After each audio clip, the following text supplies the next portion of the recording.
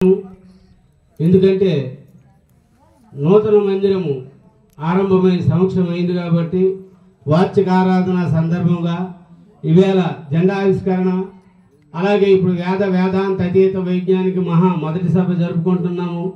ఈ సభకి సర్వ అధ్యక్ష స్థానంలో ఉండేటటువంటి బేంపల్లి గోపాల నాయన్ గారికి, అలాగే అధ్యక్ష స్థానంలో ఉండేటటువంటి పైడిపల్లి జంగాల నాయనికి, అలాగే సభని వేదికను అలంకరించినటువంటి పెద్దలకి, సభను అలంకరించినటువంటి మదాత్మ ప్రియ సోదరులందరికీ నా ఉదయపూర్వక నమస్సుమాంజలి తెలుపుకుంటున్నాను. నేను వేరే సబ్జెక్ట్ చెప్పాలనుకున్నాను, స్వామి ఇప్పుడు చెప్పారు. ఇక్కడ కృష్ణప్రభు మనకేమన్నాడు, సాధన సంపత్తి గల సాధకునొక నరుడు ఘోర సంసారమున బాధపడలేక తన పుణ్యోదయమున గురునిగాంచి ఇరుతారా భక్తిని శరణని మరి యుక్తిని బోధ జయము పుణ్య పురుష మా బోంట్లకు సాధింపదగు ముఖ్య సాధనని వెలిగి అన్నాడు. ఇక్కడ నీ యోగాలు చెయ్యు, ముద్రలు చెయ్యు, ఇక్కడేం చెప్పలేదు.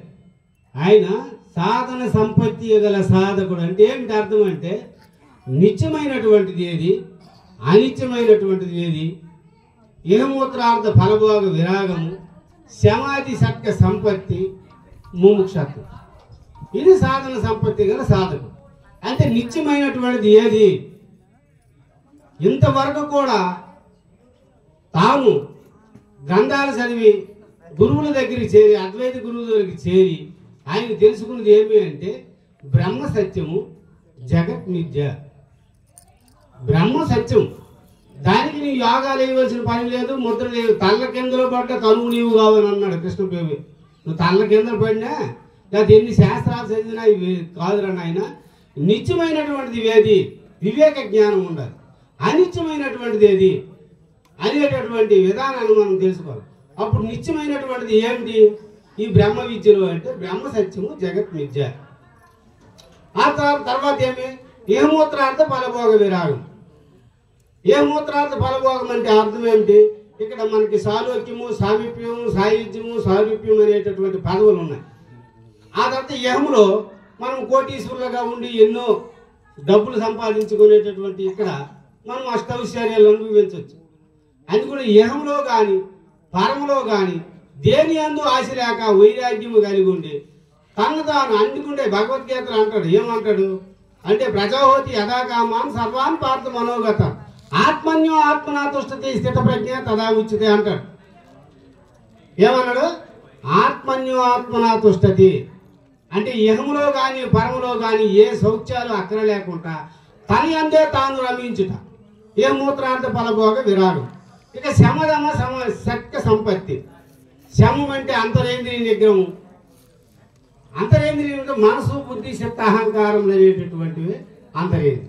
వాటిని ఎప్పుడైతే మనం జయించామో, కామం అనేటటువంటిది ఎప్పుడైతే కోరిక అనేటువంటిది జయించామో, అది కూడా భగవద్గీతలు అంటాడు, ధ్యాయితో విశ్రాంపుంస సంగస్తు సోపజాయితే సంగ సంజాయితే కామ కామ క్రోధోద్భవతి క్రోధోద్భవతి సమ్మోహ సమ్మోహ శృతి విభ్రంశ శృతి విభ్రంశ బుద్ధినాశో ప్రణశ్యతి అంటాడు. అంటే మన మనసు కానీ కోరికల మీద కానీ మళ్ళిందంటే నీవు ఎంత సంపాదించినటువంటి గురువు దగ్గర సంపాదించినటువంటి ఆత్మజ్ఞానం కూడా అక్కడ నాశనం అయిపోద్ది.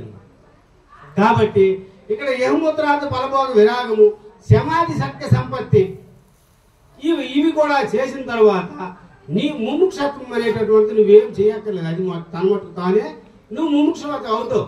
అప్పుడు ఆత్మనో తుష్టతే అది అవుతుంది. ఇది సాధన అని చెప్పాడు.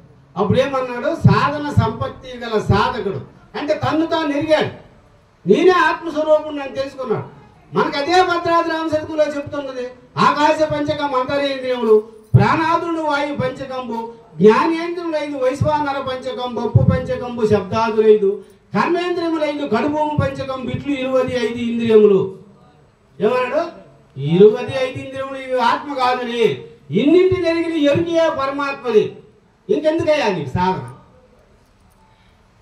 ఏమంటాడు, ఇది అపశబ్దము ఇది సుశబ్దం అని ఎరిగిన ఎరుగులో ఎరుగు నీవు ఎరుగుతావు. ఇది అపశబ్దము ఇది సుశబ్దం అని, ఇది యోష్టం ఇది శీతం ఇది మృతత్వం అని ఎరిగిన ఎరుగులో ఎరుగు నీవు. ఇది కృష్ణం ఇది శుక్లం ఇది రక్తం అని ఎరిగిన ఎరుగులో ఎరుగు నీవు. ఇది ఆమ్లం, ఇది మధురం, ఇది లవణం అని ఎరిగిన ఎరుకులో ఎరుకు నీవు. ఇది దుర్గంధము సుగంధం అని ఎరిగిన ఎరుకులో ఎరుకు నీవు. ఇంత చక్కగా చెప్పినటువంటి విషయాలు మనం మొదలుకొని నీ ముద్రల భావం వేసి నీకేం దొరుకుతుంది? జంగాల్లో అయినట్టుగా అది సావడమే కదా. వాయువులు మూసి, గొద్ద మూసి, నోరు మూసి, ముక్కు మూసి, ఇవన్నీ మూసి ఏమవుతుంది? మనం ప్రాణం పోతే లేదా? నీకు ఆడిపోతే ఎందుకయ్యా? ఇవిరా నాయన జ్ఞానము, మనసు, బుద్ధి, చిత్త, అహంకారము, ఆకాశ పంచకమురా. సమాన జ్ఞాన ఉదాహరణ ప్రాణ అపాన వాయువులు వాయు పంచకమురా. స్వాత్రము త్వక్కు సక్షువు జిమా గ్రాణము అగ్ని పంచకమురా. శబ్ద శీర్ష రూప రసగంధము ఇవి శబ్ద జల పంచకమురా.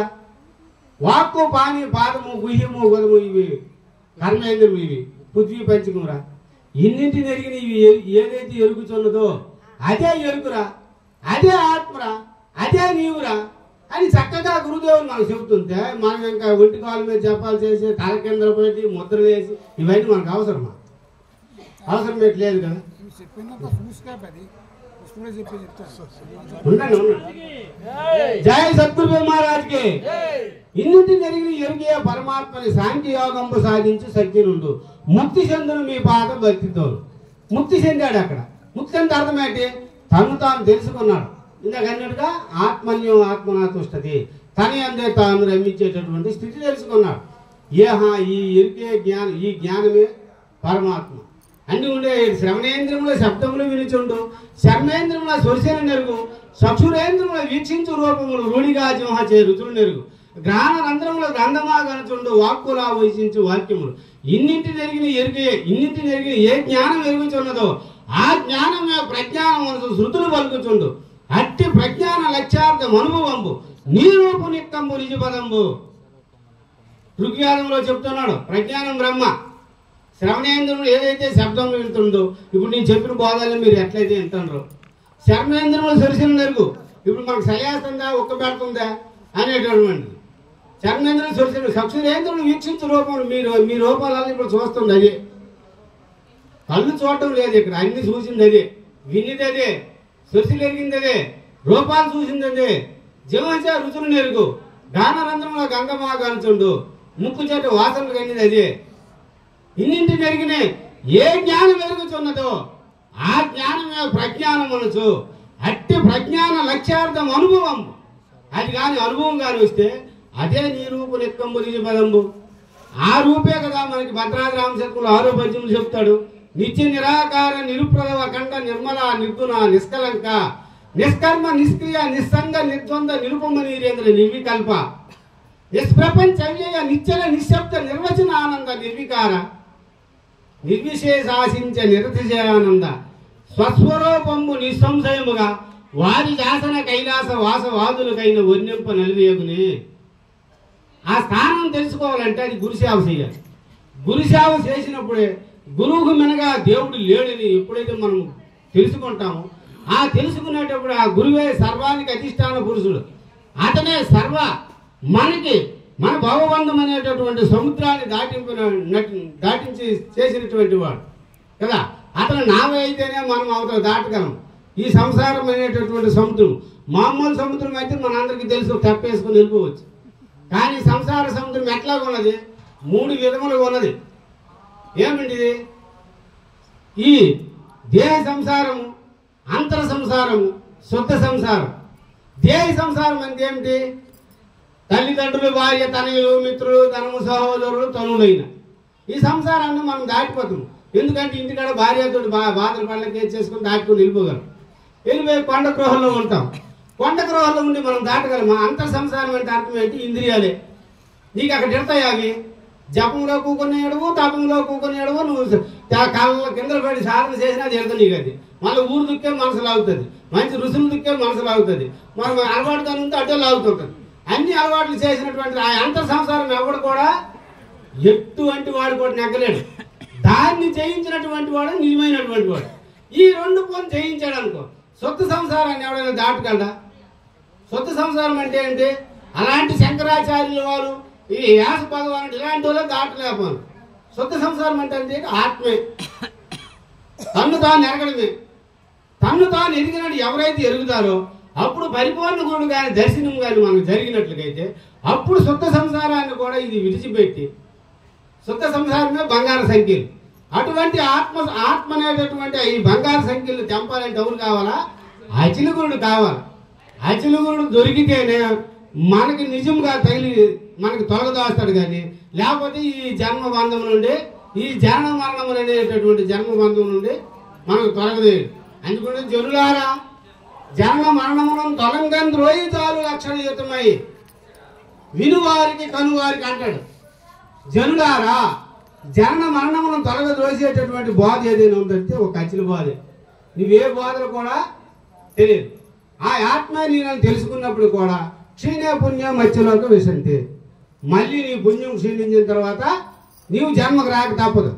ఎప్పుడైతే అచిల సాంప్రదాయాన్ని గురువు దగ్గర అచిల సూచన అనేటటువంటిది గ్రహించి ఆ సూచనలో నేను లేనని ఎప్పుడైతే ఎరుగుతావో అప్పుడు లేకపోయిన తర్వాత నీ జన్మ రాహిత్యం అవుతుంది. జై బోలో సద్గురు భీమరాజుకి.